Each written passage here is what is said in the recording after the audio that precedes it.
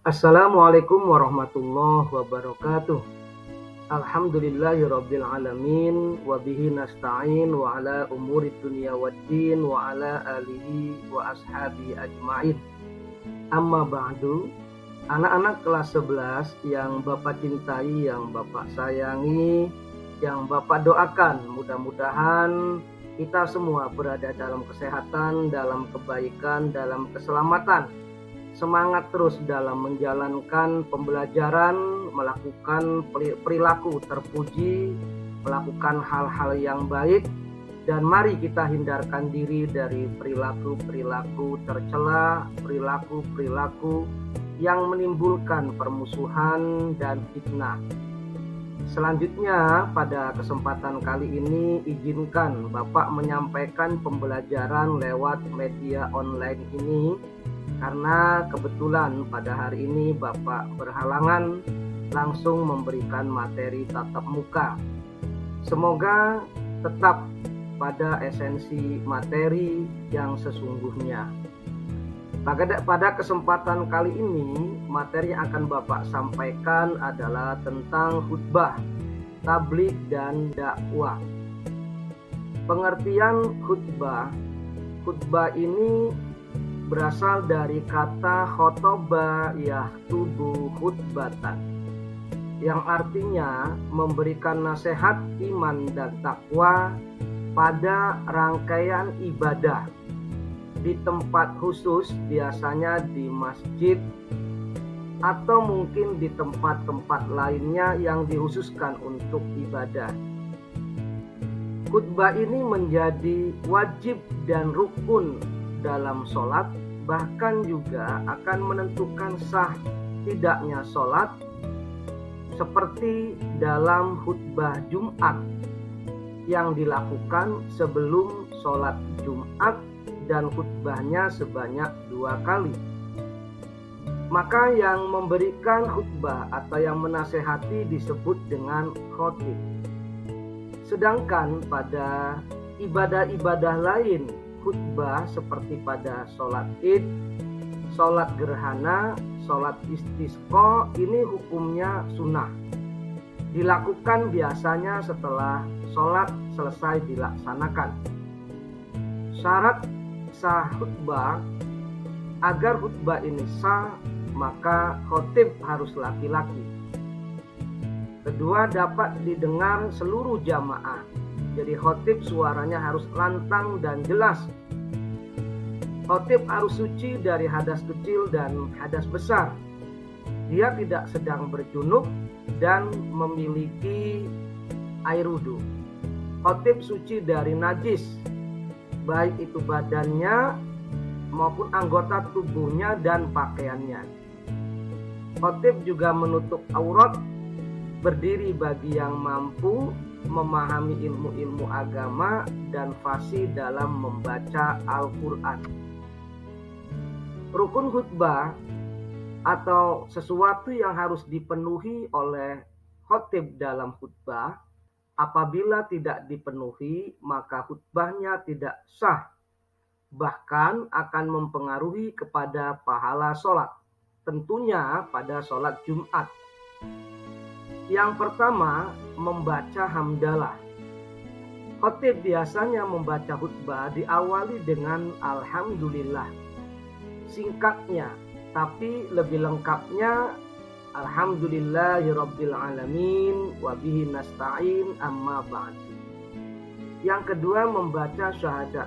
Setelah baca Alhamdulillah, khatib dilanjutkan membaca syahadat. Asyhadu an la ilaha illallah wa asyhadu anna Muhammadar Rasulullah. Yang ketiga, membaca sholawat. Allahumma sholli ala Sayyidina Muhammad wa ala ali Sayyidina Muhammad. Ini yang menjadi rukun. Yang keempat, tausiah. Biasanya termaktub di dalam lafaz usikum wa nafsi bitaqwallah faqad fazal muttaqun. Saya berwasiat kepada diri sendiri dan kepada orang lain, dan juga Allah akan membahagiakan orang-orang yang takwa. Membaca ayat Al-Quran. Yang kelima, dalam rukun khutbah ini harus membaca Al-Quran. Silakan pilih ayat Al-Quran yang mana saja yang khotib hafal. Boleh dari ayat-ayat pendek, yang penting ada bacaan-bacaan Al-Quran di dalamnya. Yang keenam, pada khutbah kedua khotib membaca doa. Ini pada khutbah kedua ya. Kalau khutbah pertama ini dari hamdalah, syahadat, membaca sholawat, tausiah, dan membaca Al-Quran. Pada khutbah kedua biasanya dari hamdalah, syahadat, sholawat, kemudian tausiah dilanjut dengan doa. Ya. Perlu diingat bahwa dalam berkhutbah khotib tidak boleh melakukan tanya jawab. Contoh, khotib mengundang jawaban dari jamaah, betul bapak-bapak? Baik bapak-bapak, bagaimana kabarnya? Ini tidak boleh. Karena yang boleh berbicara hanya khotib, sedangkan jamaah tidak boleh berbicara. Kalau berbicara, Jumatnya bisa terkurangi pahalanya, bahkan akan sia-sia Jumatnya. Khotib tidak boleh menyinggung atau menfitnah, menebarkan kesalahan, menebarkan kebencian. Ini tidak boleh kepada seorang pun. Dan pembahasannya harus lurus, seirama, sesuai dengan pembahasan-pembahasan keislaman, iman, dan takwa. Dilarang dalam khutbah ini berbicara tentang politik. Selanjutnya dakwah. Dakwah adalah memanggil, mengundang, menghimbau, menyeru, atau mengajak. Asal dari dakwah adalah da'a yada'u da'watan. Da'a fi'il madi, yad'u fi'il mudhari. Dakwatan ini adalah isim masdar, bentuk nama dari kegiatannya adalah dakwah. Sedangkan yang berdakwah disebut da'i bagi laki-laki, da'iyah bagi perempuan. Dakwah bisa dilakukan oleh siapa saja dengan maksud mengajak kepada kebaikan dan mencegah kemungkaran.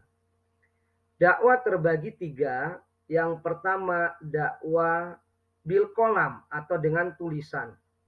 Boleh melalui artikel, pesan singkat, SMS atau chat, pesan tulisan atau buletin, atau juga opini-opini di dalam majalah, koran, dan lain sebagainya. Sekarang ini dakwah lebih cenderung banyak lewat media-media sosial, chatting-chatting, dan lainnya. Yang kedua, dakwah bisa dilakukan dengan cara lisan langsung, berdakwah mengajak. Ayo kita sholat, ayo kita pergi ke masjid, ayo hindari mabuk-mabukan, pencurian, dan lain sebagainya lewat lisan. Yang ketiga, lewat perbuatan atau bilhal, memberikan contoh dan teladan yang baik dalam bentuk perbuatan, sehingga orang menuntut dan mendorong untuk mengikutinya. Dakwah tidak terbatas pada tempat dan waktu, dapat dilakukan di mana saja dan kapan saja, oleh perorangan atau kelompok, kepada seseorang atau orang banyak, memiliki tujuan untuk kebaikan. Materinya disesuaikan dengan konten atau isi kegiatan atau juga keadaan. Misalnya ketika kegiatan menyelenggarakan majelis taklim, ya, contoh berkaitan dengan gotong royong, maka dakwah bisa dimuat materinya bentuk gotong royong. Dalil-dalil tentang dakwah. Dakwah ini hukumnya fardu kifayah, termaktub di dalam surat Ali Imran ayat 104. A'udzu billahi minasy syaithanir rajim. Bismillahirrahmanirrahim. Wal takum minkum ummatun yad'una ilal khairi wa ya'muruna bil ma'ruf wa yanhauna 'anil munkar wa ulaika humul muflihun. Artinya, hendaknya ada di antara kamu sebagian kamu. Sebagian ini menunjukkan bahwa dakwah hukumnya fardu kifayah. Minggu ada umat yang menyeru kepada kebaikan, ya, mencegah kepada kemungkaran. Insya Allah akan menjadikan orang-orang itu bahagia. Amin ya rabbal alamin. Tata cara berdakwah termaktub di dalam surat An-Nahl ayat 125. Ud'u ila sabili rabbika bil hikmati wal mau'izatil hasanati wajadilhum billati hiya ahsan. Al-ayah. Ud'u, serulah, ila sabili rabbika, kepada jalan Tuhanmu, bil hikmati, dengan penuh santun, penuh bijak, penuh kebaikan. Wal mau'izatil hasanah, pembelajaran yang baik. Wajadilhum billati ya ahsan, dan lakukanlah diskusi-diskusi, pembicaraan-pembicaraan, mediasi-mediasi dengan cara yang baik. Kemudian ada satu hadis mengatakan bahwa barang siapa yang melihat satu kemungkaran, maka rubahlah dengan tangan. Apabila tidak mampu, maka dengan lisan, dan apabila tidak mampu, maka dengan hati. Namun dengan hati itu adalah selemah-lemahnya orang. Selanjutnya, yang ketiga tentang tabligh. Tabligh ini menyampaikan pesan agama Islam pada beberapa orang jamaah atau juga kepada jamaah banyak. Tabligh berasal dari balagho, yuballighu, tabligho. Sama, kegiatannya bernama tabligh, isim masdar, sedangkan yang menyampaikan disebut muballigh. Kalau laki-laki, perempuan disebut muballigho. Tabligh tidak terbatas pada tempat dan waktu.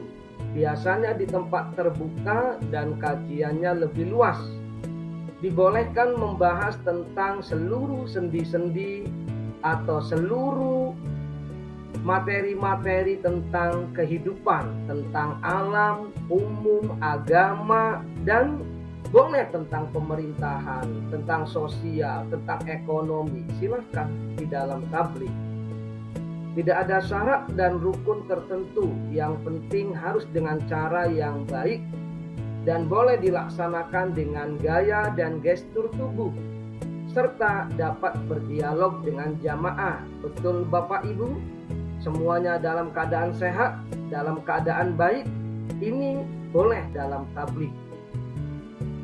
Selanjutnya dalil perintah tabligh sebagaimana yang diamanahkan oleh Allah kepada Rasul, dan Rasul juga memiliki 4 sifat wajib.